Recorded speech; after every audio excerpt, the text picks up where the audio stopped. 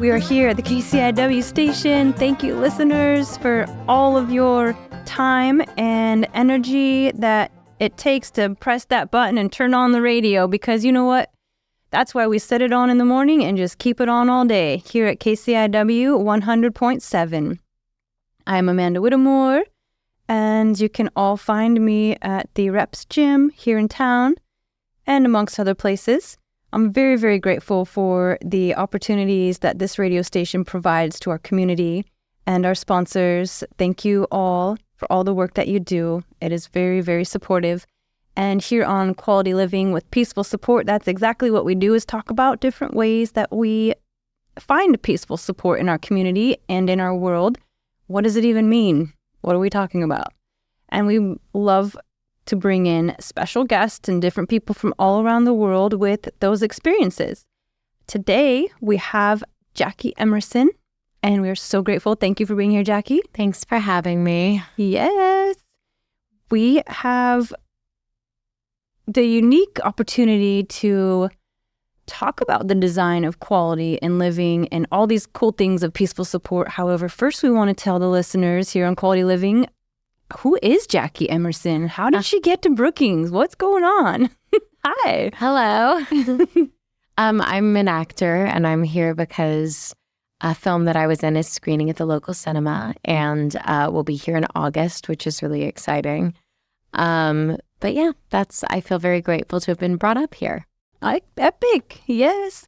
How does it, I know you just got here, however, how does it feel? How is Brookings in comparison to other places in the world that you've seen?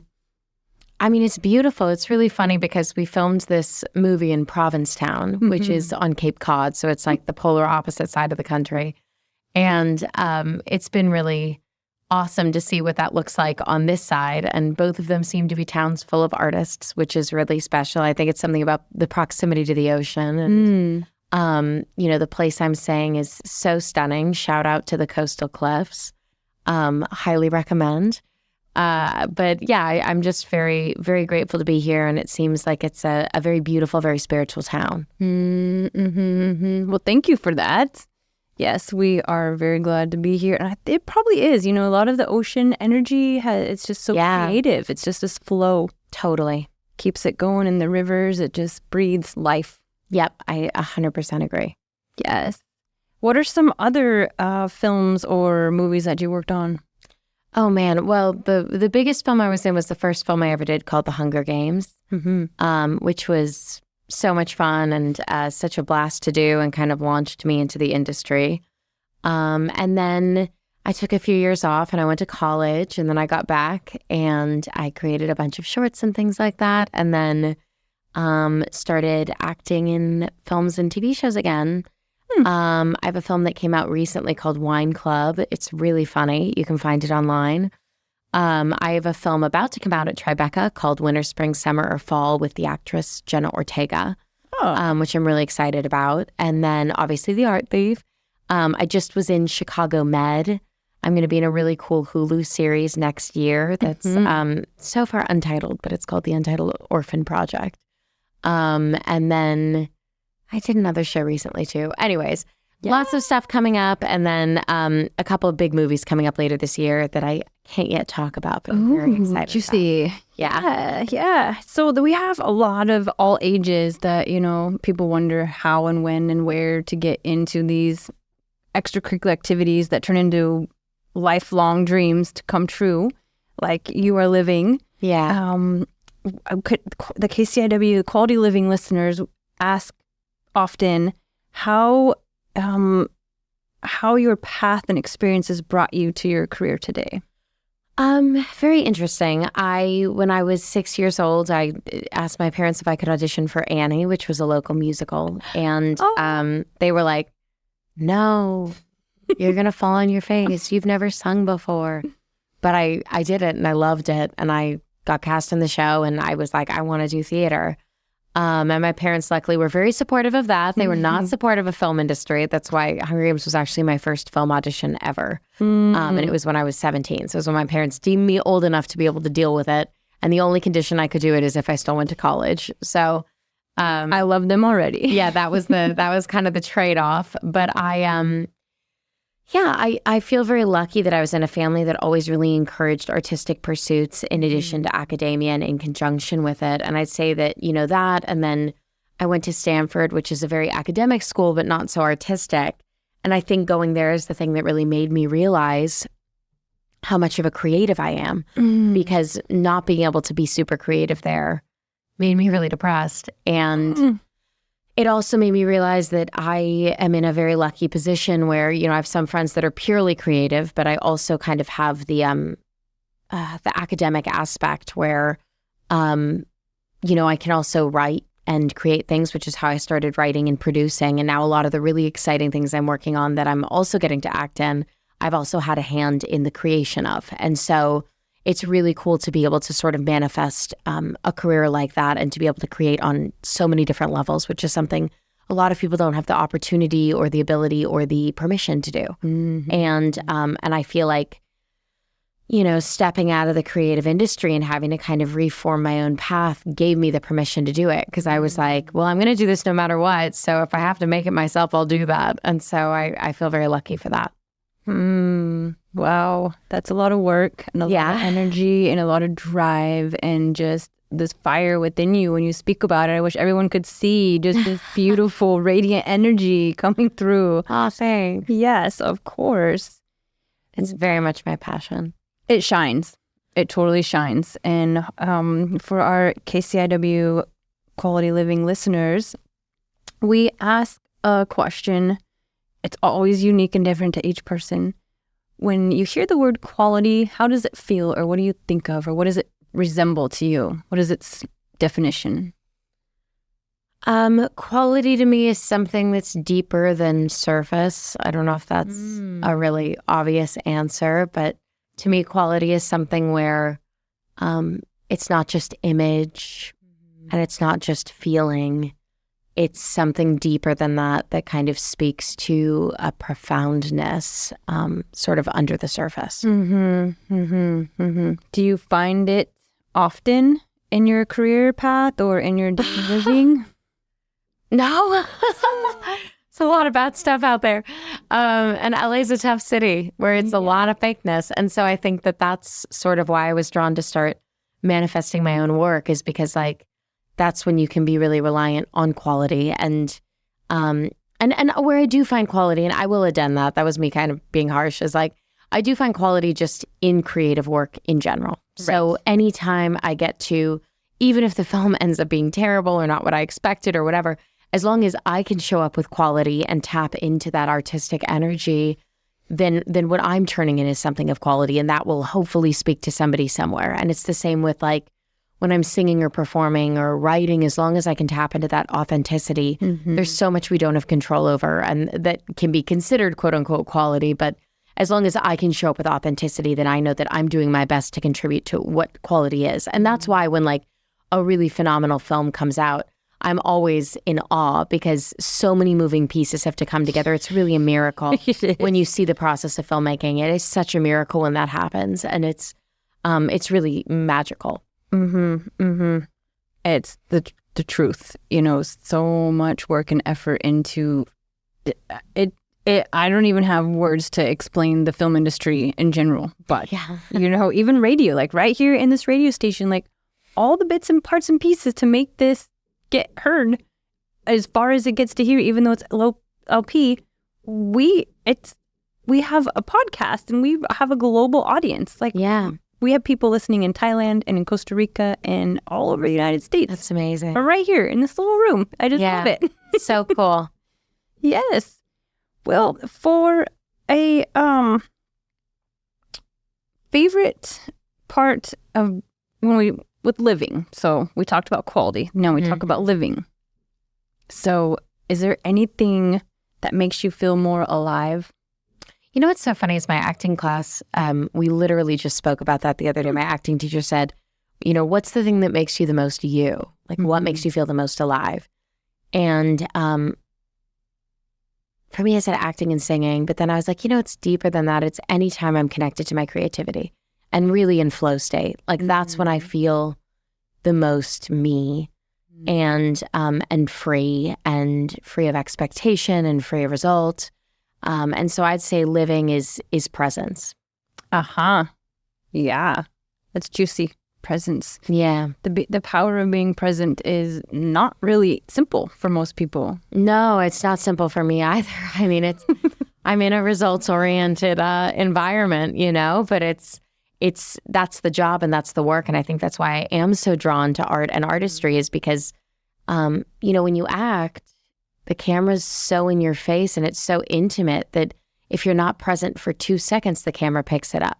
Right. So you have to be, that's why I love it so much, is like my brain can go off on crazy tangents, but when I'm acting, I have to be in the moment. I have to be present and everything else disappears and I'm just the character and honest is the character. And that's, that to me is like a religious experience, Mm-hmm. That's being alive. Completely. That resonates majorly. Yeah. Ooh.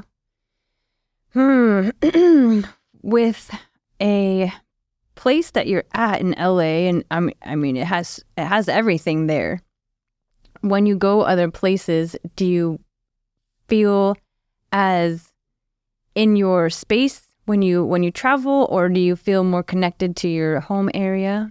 I often feel more in my space when I travel. Mm-hmm. I think that LA can be a little disconnected. I'm really lucky there. I've got a beautiful home. I was able to buy a home this summer, which is an unbelievably rarer and rarer thing, and it was a really special thing to do. And the fact that I was able to buy a place that feels so creative and inspiring, which is all I wanted as a little creative retreat, that feels really special. But LA, the city itself, can be a little tough at times.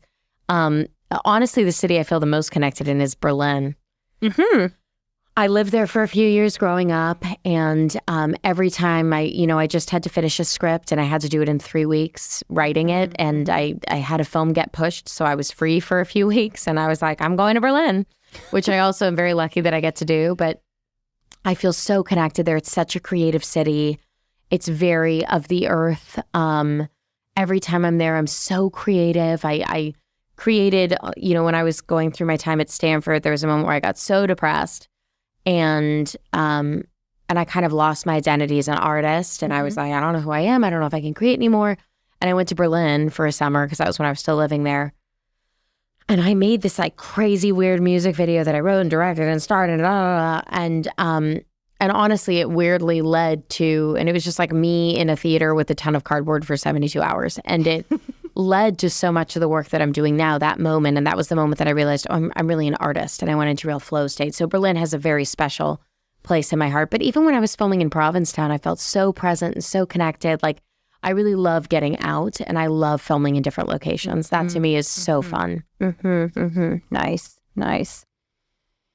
We have such a variety of people here in Brookings, Oregon, and they have so many backgrounds, and it's all ages. However, it is more of a retiree community kind of per se, and we often do everything we can to support the elders and be in full gratitude with peaceful support. And so that means something different to everyone. And we try to find ways to create peaceful support and design it by volunteering. And a lot of, like, I volunteer to do this show. It's just everything's all volunteer. And so when we hear peaceful support, what comes up for you? When I hear peaceful support, I think support with no judgment or strings attached. It's just there. I think like nature is a very peaceful support. Art and music is a very peaceful support.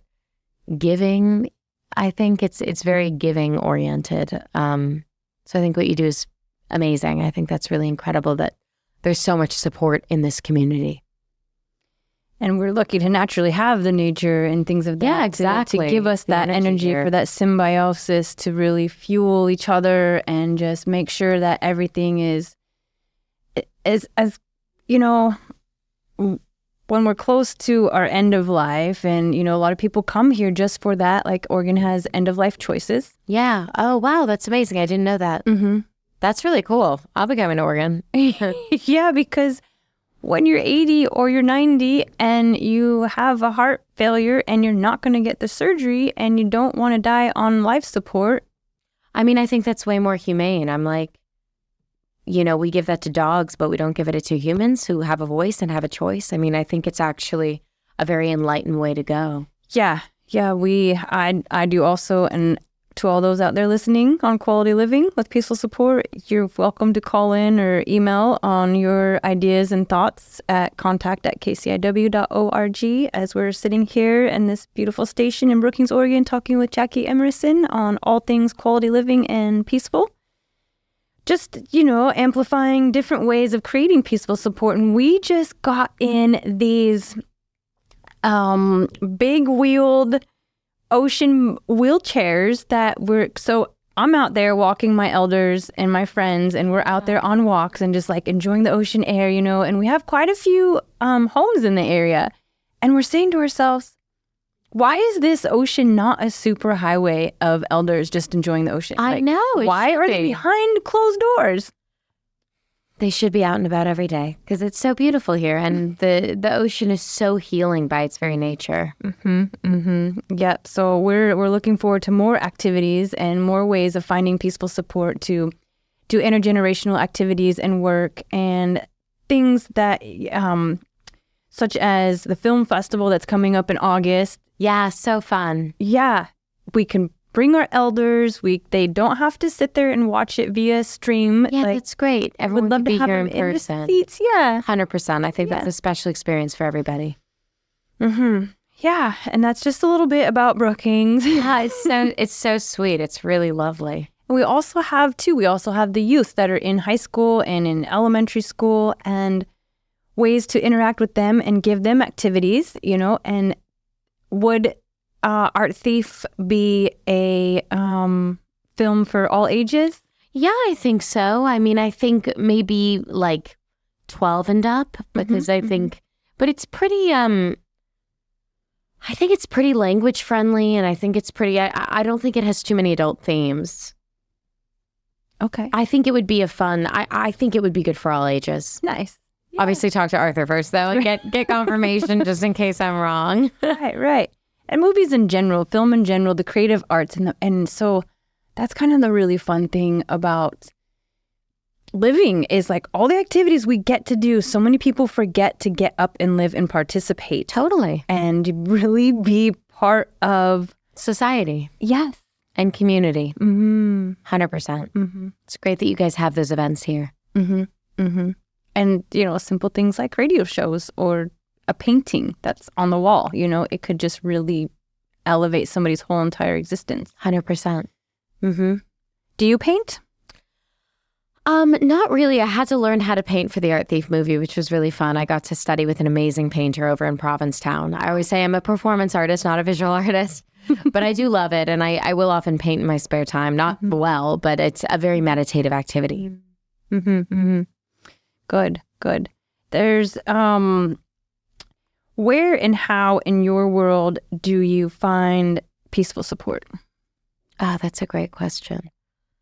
I am really into yoga and hot yoga. So I'll go to hot yoga, like once or twice a week. And that to me is really nice. And then I think I find peaceful support, and I have a really wonderful community of friends, a lot of whom are artists and a lot of whom aren't. And I think just knowing that they're there is a really wonderful. And then my family's really supportive, which I'm really lucky for. And I find a lot of peaceful support in my house. I'm up in nature. I get hawks and birds, and I feel very supported there as well. I'm very lucky. Yeah. And I feel supported in my work. I have a wonderful team. I'm getting wonderful projects coming my way, and people coming on board, and that's been really fantastic. Will you say to the KCIW Quality Living listeners ways to find your work or contact you, or how do you want to get more support? Yeah, I'm not great at social media, but I do post all my new work there. So just my Instagram generally is Jackie_Emerson. Once again, I'm not very good at social media, but I do post my work there and promotion stuff. And then, yeah, I have a website, JackieEmerson.com, where you can find some of my movies, like my short films I've made, and some of my music I've composed and things like that, which is fun. But I would say my Instagram's probably where I'll post anything up and coming. To me, when I hear when I hear you say music, I was like, oh man, that just like is such a big part of quality and peacefulness. Yeah. And all the things. And how did you find the music? I started playing piano when I was 4, and I started singing when I was 6, and I never stopped. There was definitely a period of time where I had a lot of nerves around singing, I think because it was such a personal thing, and it was very hard for me to sing in front of people. But I've been singing more and more, and especially recently, that's really opened up for me again, and it's a great source of peace and comfort for me. Nice. Oh my goodness. Is there anything that is really striking you or that you are feeling that you would love to say to the audience, or?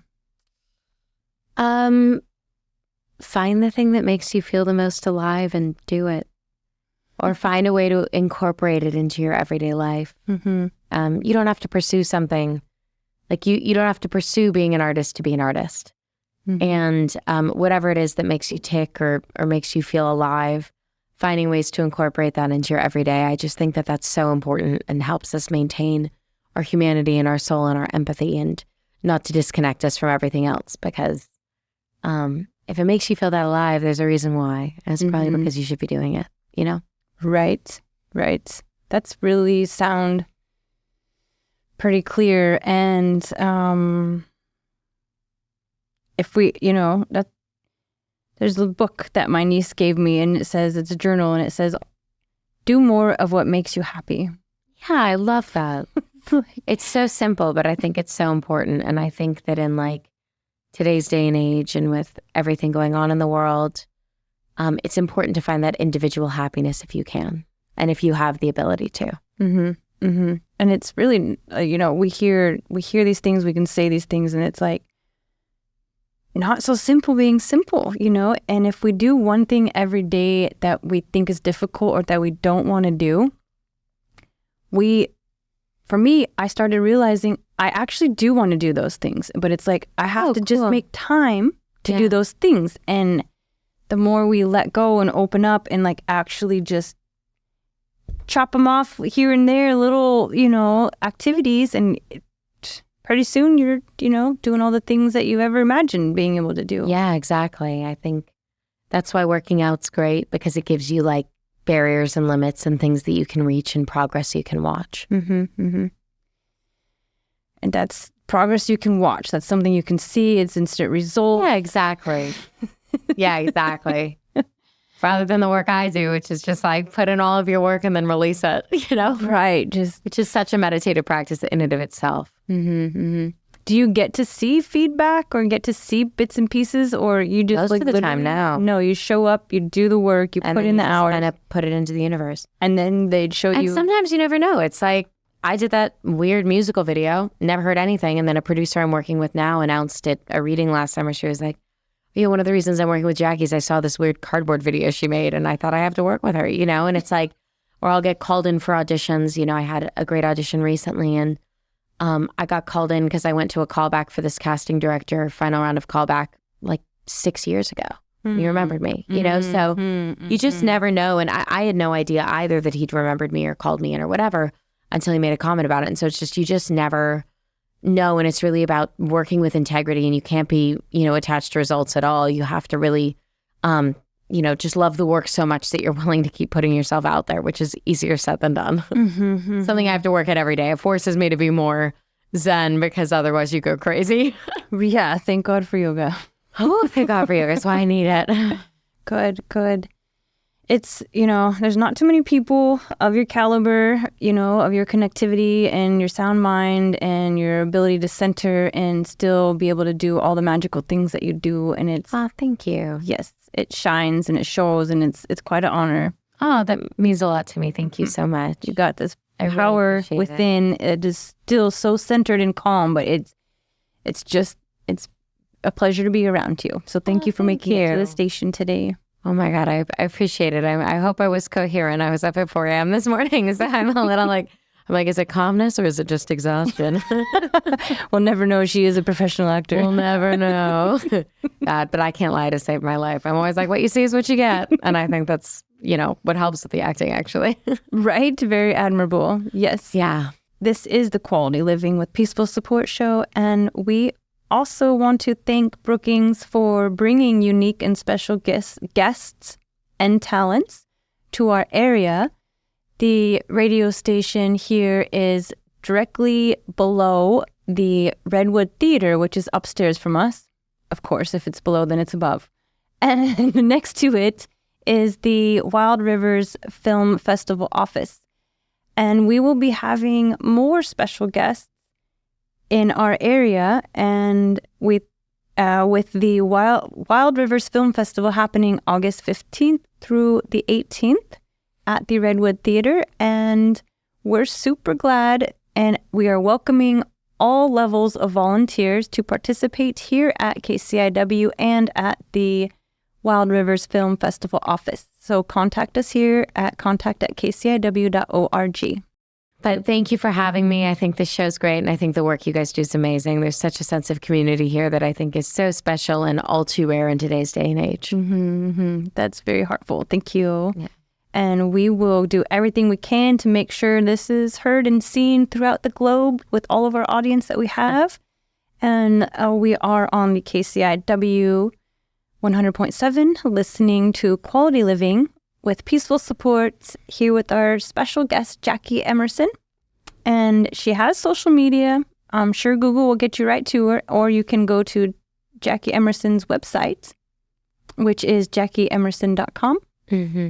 And we're very grateful to be such a destination location for people, and thank you, nature. And, I just really like to say my prayers because we never know what tomorrow will bring or the next day, and just be so blessed by grace that we have these opportunities to be safe and to be protected and to be nourished and to be on our way to doing all the things we love to do.